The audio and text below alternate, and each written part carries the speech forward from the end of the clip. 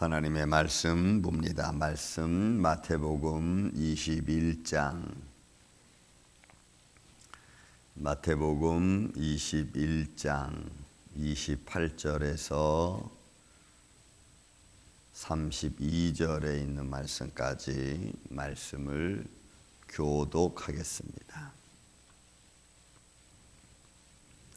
28절 마태복음 21장 28절 그러나 너희 생각에는 어떠하냐? 어떤 사람에게 두 아들이 있는데 맏아들에게 가서 이르되 오늘 포도원에 가서 일하라 하니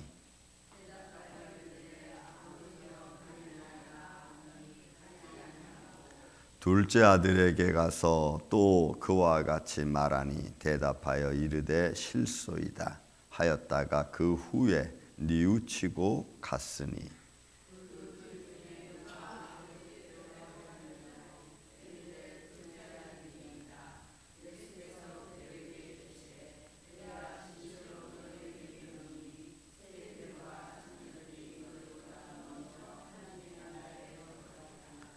요한이 의의 도로 너희에게 왔거늘 너희가 그를 믿지 아니하였으되 세리와 창녀는 믿었으며 너희는 이것을 보고도 끝내 뉘우쳐 믿지 아니하였도다. 아멘. 성전에 들어가셔서 말씀을 가르치는 과정 속에 있는 모습입니다. 그리고 그 가르치는 과정 속에서 바리새인들이 그 예수의 가르침을 중간중간에 아마 듣고 있었고 또 제자들도 같이 있었던 상황입니다. 그 상황에서 문제가 됐던 것이 23절부터의 사실 문제입니다. 예수님이 성전 안에 들어가서 가르치실 때에 대제사장들과 백성의 장로들이 나와서 이릅니다. 네가 대체 무슨 권위로 말씀이라는 것을 내가 가르치느냐? 여러분 여기서 내가 무슨 권위로라고 하는 말을 쓰고 있지만 실제로는 내가 뭔데 이렇게 말하는 거예요. 성경은 좀 좋은 의미로 쓰여 있지만 그들의 의도는 그겁니다. 네가 뭔데? 왜? 너는 율법도 배운 적도 없고 너는 어디 가서 또 랍비의 교육을 받은 사람도 없네. 내가 뭔데 대체 와서 성전 안에서 네가 가르치느냐 이거예요. 그게 하는 그 권세, 그 권위가 대체 어디서 났느냐. 여러분 이 권위라고 하는 엑소시아라고 하는 이 단어는 스스로 할 수 있는 능력을 사실 말하는 거예요. 그러니까 예수님은 스스로 하실 수 있는 능력, 권위, 그러니까 내가 대체 이런 권위를 어디서 받았느냐라고 묻는 거예요. 그랬더니 예수님이 그들의 이야기를 듣고 그럼 나도 한번 너한테 물어보겠다라고 물으면서 예수님은 직접적인 걸 물어보죠. 요한의 세례가 대체 어디서부터 왔느냐, 무슨 권위로 하느냐 이렇게 묻습니다. 그랬더니 그들이 그 말을 듣는 순간 올무에 딱 걸립니다. 왜? 요한의 세례를 안 믿으면 백성들은 믿고 있는데 하나님으로부터 온 권위를 알고 있는데 자기들이 안 믿으면 이것도 문제가 좀 되거든요. 또 믿으면 왜 너희들은 그러면 그 권위로부터 온 것을 왜 믿지 않았느냐라고 또 반문하니까 자기들이 걸려. 그러니까 이거 우린 잘 모르겠다 이렇게 반문하는 과정 속에 이제 나온 본문의 비유적인 말씀이 본문의 말씀입니다. 이 예수님의 비유적인 말씀은요, 이 두 아들에 관한 비유는 굉장히 예수님께서 직접적으로 바리새인과 대제사장들의 아주 창피하게 만들고 그리고 아주 비관적으로 만드는 비유 중에 하나입니다. 자, 이런 비유 내용을 좀 보시죠. 자, 그러나 너희 생각에는 어떠하냐? 어떤 사람이 두 아들이 있는데 맏아들에게 가서 오늘 포도원에 가서 일하라 했더니 대답하되 예스 한 거예요. 여기서 대답하다는 것은 자기가 하겠다라고 하는 표현의 긍정적인 의미를 가지고 하는 말입니다. 그러니까 누구든지 그런 긍정적인 말을 들으면 그렇게 하겠구나라고 인정하는 거죠. 그런데 이 비유는 이 두 아들의 비유 중에 큰 아들은 먼저 받은 자녀를 말하는 겁니다. 아버지로부터 먼저 명령을 받았고 아버지로부터 먼저 선택함을 받았고 아버지로부터 먼저 교육을 받았고 아버지로부터 먼저 율법을 받은 자들을 이야기하는 거예요. 그러니까 그들은 하나님으로부터 그리고 선지자들로부터 하나님에 대하여 알고 들었고 그들로부터 하나님으로부터 율법을 받은 사람들입니다. 크게 말하면 둘째 아들은 이방인을 사실 이야기하고 있는 겁니다. 나중에 하나님의 복음을 받은 사람들입니다. 나중에 부름받은 자들의 모습입니다. 그런데 그 첫째 아들이 뭐라 그래요? 예, 알겠습니다. 가겠습니다. 그리고는 안 간 겁니다. 말씀 그대로. 그러면 먼저 부름을 받은 은혜와 축복이 있죠. 장자에 대한 장자권에 대한 축복이 있습니다. 전체적인 내용, 성경의 전체적인 내용을 보면 하나님께 먼저 부름받은 자들의 모습입니다. 그런데 그런 먼저 부름받은 자의 특권과 축복과 권세가 있어요. 그게 맏아들의 권세입니다. 우리가 구약성경에서 제가 맏아들에 대한 이야기를 많이 여러분들이 들었지만 맏아들의 권세와 축복이 있어요. 아버지의 권한을 다 물려받을 수 있는 그런 은혜가 있는 자녀가 첫째 아들입니다. 그리고 대표성을 가지고 있어요. 그가 대답하기를 네, 알겠습니다. 그리고는 가지 않았습니다. 여러분이 가지 않았다는 말이 금방 이루어진 것보다는 시간이 얼마 없어서 준 거죠. 아버지가 기다려도 받고 또 타이르기도 한번 해봤을 겁니다. 하지만 시간이 지나도 큰아들은 가지 않았어요. 그래서 또 아버지는 둘째 아들에 가서 이야기하는 겁니다. 둘째 아들에 가서 이야기합니다. 또 그와 같이 말하니 대답하여 실소이다 하였다가 그 후에 뉘우치고 갔어요. 여러분 뉘우치다는 메타멜로마이라고 하는 이 뉘우치다는 말이 내 인사이드, 내 양심이 그 말이 계속 살아남아 있는 거야. 아버지가 한 말씀이 계속 내 안에 살아 움직이는 거예요. 그래서 나로 하여금 양심의 가책을 받고 나로 하여금 감정의 변화를 받아서 움직이게 만드는 거야. 여러분 이게 뉘우친다는 말이에요. 누가 한 말이 계속 내 안에 남아있는 겁니다. 예수님의 말씀이 계속 내 안에 남아있는 거예요. 그리고 그 말씀이 결국은 나를 바꾸어 가는 겁니다. 그 말씀은 죽지 않고. 그러니까 하나님의 말씀이 나한테 주어졌을 때 내가 이 말씀이 내게 얼마나 중요한지를 내가 깨달아지는 거예요. 그러니까 둘째 아들은 아버지가 한 말씀이 항상 마음에 살아 움직이고 자꾸 뭘 하면 걸리는 거죠. 이거 간다 그랬는데, 이거 간다 그랬는데, 이거 한다 그랬는데, 이거 해야 되는데, 그죠? 그리고는 후에 가는 겁니다. 결과는 묻는 겁니다. 누가, 그죠? 그 둘 중에 누가 아버지의 뜻대로 하였느냐? 시간은 아마 많이 걸렸을 거예요. 큰아들한테 이야기해서 올 때까지 기다리는 시간, 둘째 아들한테 이야기해서 오기까지 기다리는 시간. 그러나 기다리는 시간은 다 빼놓고 나서 결과는 어떻게 된 거예요? 갔느냐, 안 갔느냐예요. 했느냐, 안 했느냐예요. 여러분 우리의 인생도 많은 시간에 걸쳐서 결과가 나옵니다. 우리가 평생의 삶을 살아오면서 결과가 나오죠. 근데 그것이 시간에 좀 걸리더라도 돌이키는 게 중요합니다. 돌이키는 행위를 하는 게 중요합니다. 저는 지금도 어머니 어렸을 때 생각을 제가 합니다. 그분은 왜 그렇게 기도를 많이 했지?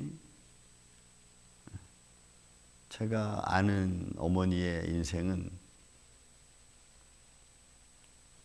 가방 들고 나가서 신방하시고 저녁에 와서 밥 지어주시고 다시 또 교회 가시고 새벽에 오셔서 밥 지어주고 또 신방 가시고 이거를 거의 평생 하신 것 같아요. 평생보다도 한 제가 아는 중고등학교 대학 시절까지 하신 한 10년은 그렇게 하신 것 같아요. 그리고 여러분 돌아가실 때 저한테 한 말이 있어요. 우 목사는 하나님이 길렀지, 이런 말씀. 제가 가만히 돌이켜 봅니다. 이분은 자녀를 하나님께 맡기는 기도를 많이 했구나. 많이 했구나. 여러분, 그렇다면 한번 우리의 인생 한번 봅시다. 나는 그러면 어떻게 하는가? 해야 되는가? 지금도 우리는 늦지 않았다고 봐요. 저는 내가 먼저 하나님 앞에 부름받은 부모라면, 자녀라면, 내가 먼저 부름받은 하나님의 자녀라면, 그러면 부름받은 자녀의 몫이 있죠. 내가 과거에는 못했어도 지금부터라도 그 부름받은 자의 모습을 행하는 게 여러분 중요합니다. 그 결과는 어떻게 나타날지는 잘 몰라. 시간이 가야 되니까. 그 시간이 과정 속에서 내가 갖춰야 될 것은 부름받은 자의 모습을 가지고 쭉 살아가는 거예요. 그 영향이 어떻게 미칠지 우리는 몰라. 그냥 하나님께 맡기고 가는 거예요. 내가 지금까지는 부름받은 자의 삶을 잘 살아오지 못했다면, 그래서 많은 삶의 과정들이 있었다면, 그러면 지금부터는 이제는 부름받은 자의 삶의 모습을 행하는 거예요. 그 결과와 영향은 어떻게 또 나타날지는 지나가 봐야 알아. 그죠? 시간이 얼만큼 지나가 봐야 결과가 나온다고. 그럼 그 결과가 나오기까지는 여러분 우리가 끝까지 가야 돼. 그게 믿음의 길인 것 같아요.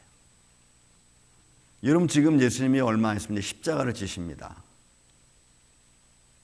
제가 지난 주일날 무화과 나무의 저주를 이야기했습니다. 여러분, 무화과 나무의 입장에서 보면은 황당한 거예요.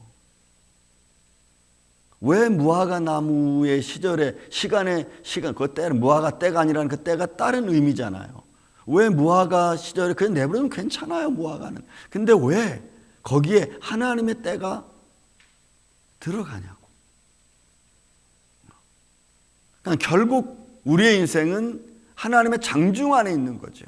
하나님이 보시고, 하나님이 인도하시고, 하나님 지키시고, 그런 하나님의 과정이 있음에도 불구하고 우리는 그걸 인정하지 않는다는 겁니다. 여러분, 여기서 아주 31절 중반부터 시작해 32절은 아주 치욕스러운 비유입니다. 대제사장들과 바리새인들 앞에 아주 치욕스러운 비유예요. 보세요, 여러분, 무슨 비유를 드나? 31절. 그 둘 중에 누가 아버지의 뜻대로 하였느냐 이르시되 둘째 아들이니이다. 예수께서 이르시되 내가 진실로 너에게 이르노니 세리들과 창녀들이 너희보다 먼저 하나님의 나라에 들어가리라. 이 먼저라는 프로하고라는 것은 앞서간다는 얘기예요. 이거는 아주 치욕스러운 비유야, 예수님이. 여러분, 대제사장들과 바리새인들은요, 그 당시에 사회 계층으로 보면은 헤드코러예요. 0.1%에 해당하는 헤드코러예요. 모든 권한과 모든 주권과 백성들의 다스림에 대한 모든 권한을 다 가지고 있는 사내들은 공예의 일원 중에 한 사람이 여러분 대제사장과 바리새인들이야. 그러면 그들이 제일 인간 취급 안 하는 사람들이 어디에 있는 사람? 여기 나와 있는 사람들이야. 세리와 창녀. 그들 세계에서 그들은 사람 취급을 안 받지 못했던 사람들 중에 계층입니다.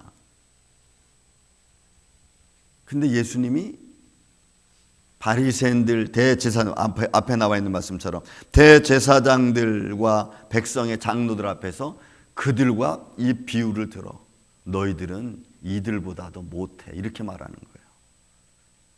너희들은 창녀보다도 못해. 너희들은 세리들 많지도 못해. 얼마나 치욕스러운 거예요. 그러면 그들이 그동안 하나님의 말씀을 전하고 대제사장 옷을 입고 다니면서 폼 잡고 기도하고 했던 그 모든 모습이 여러분 한 여인의, 가냘픈 여인의 한 모습보다도 못한 거야.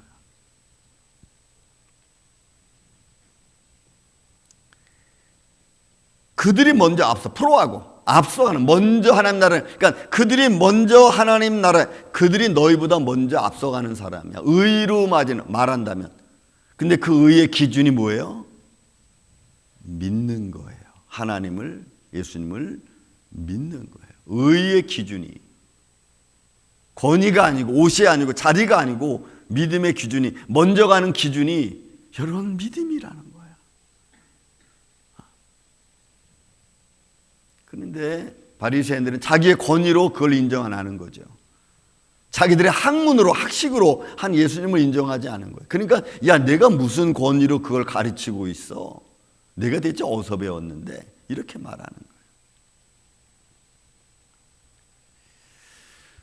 여러분, 우리는 성경적으로 말하면 둘째 아들에 해당하죠. 그러나 둘째 아들은 첫째 아들이든 내가 하나님을 인정하지 않고 믿음의 반열에 내가 서 있지 않으면 결국 우리는 앞서갈 수 없습니다. 저는 제가 목회하면서 제 마음으로 가진 아픔이 하나 있습니다. 저는 목회를 일찍 시작했잖아요. 21살부터. 계속. 그래서 내 동기들은 그때 공부하고 있고 주일학교 전도사 하고 있을 때 나는 대예배를 이끌고 있었어요. 그래서 속으로 조금 프라이드가 있었어. 쟤들은 주일학교 가르치고 있는데 나는 그래도 이렇게. 그래서 내가 목회하고 따면 교회가 급성장할 줄 알았어. 근데 시간이 지나 보니까 아니야. 주일학교 그때 하던 아이들이 나보다 지금 한국에서 더 큰 교회를 하고 있어. 그거는 교회에서 인정받고. 나는 내가 개교회를 했지 큰 교회 밑에 가서 내가 하지는 않았거든. 그러니까 그들은 큰 교회에서 나올 때 목사님들이 개척 자금도 대주고 이래서 그들은 성장. 나는 개척 자금이 어디서 맨 땅에 헤딩하기 바빴는데. 지금 와서 이렇게 둘러봅니다. 뭐가 앞서간 거지? 오케이. 하나 앞서간 건 있다. 그들보다 하나 앞서간 거 있다. 나는 인생 경험을 진짜 너무 많이 했다. 경험은 그들보다 많이 했던 걸 내가 인정. 그러나 그게 얼마나 중요하겠어요. 지금에 와서 느끼는 것 또 하나가 있어요. 얼만큼 말씀에 깊이 내가 들어와 있느냐는 거예요.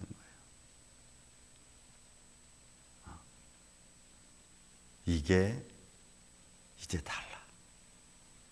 그런 많은 경험을 통해서 내가 얻은 게 뭐죠? 얻은 게 없다면, 아직도 허덕이고 있다면 문제가 있는 거예요. 근데 그 많은 경험들을 통해서 말씀에 깊이 볼 수 있는 눈을 가진 것 같아요. 여러분, 우리의 신앙생활 속에서 하나님은 여러분들을 부르시고 부르신 여러분들을 하나님 사용하십니다. 앞서가고 뒤서가는 것은 그렇게 내가 중요한 것은 아닌 것 같아요. 여러분, 잘났고 좋은 자리 있고 돈 많이 벌고 이런 그런 게 앞서가는 게 절대로 아니죠. 성경이 앞서가는 말은 내가 하나님을 믿고 그 믿음 안에서 어떤 길을 선택해서 걸어가느냐가 가장 중요한 문제예요. 그리고 그 안에서 주어지는 삶의 영향은 또 다른 엄청난 파워를 만들어가는 거예요. 저는 이런 믿음의 파워가 저는 여러분들 안에 충만하기를 저는 예수님의 이름으로 축원을 드립니다. 그 은혜로 이제는 옛날에 내가 다스리지 못했던 것들을 다스릴 수 있는, 내가 다스리지 못했던 자녀들의 감정, 내가 다스리지 못했던 주위의 환경들을 믿음으로 다스려 갈 수 있는 그런 삶의 모습으로 좀 새로워지고 무언가 삶의 변화를 이끌어갈 수 있는 그런 리더자의 아름다운 모습이 저는 여러분들 안에서 새롭게 일어나서 꽃피시기를 저는 예수님의 이름으로 축원을 드립니다. 같이 한번 기도합니다. 예수님 감사합니다. 우리의 부름받은 삶 속에서 우리에게 주신 하나님의 은혜, 그리고 그 안에서 내가 걸어가야 될 마땅한 그 길, 지금까지 잘 행하지 못하였던 것들이 있다면 그로 말미암아 많은 일들이 우리 앞에 있었고 또 내가 정리되지 못한 것들이라면 이제부터 다시 새롭게 믿음의 길에 서서 하나님의 영광을 바라보며 달려갈 수 있는 그런 믿음의 종들이 되게 하여 주옵소서. 예수님의 이름으로 기도하옵나이다. 아멘. 우리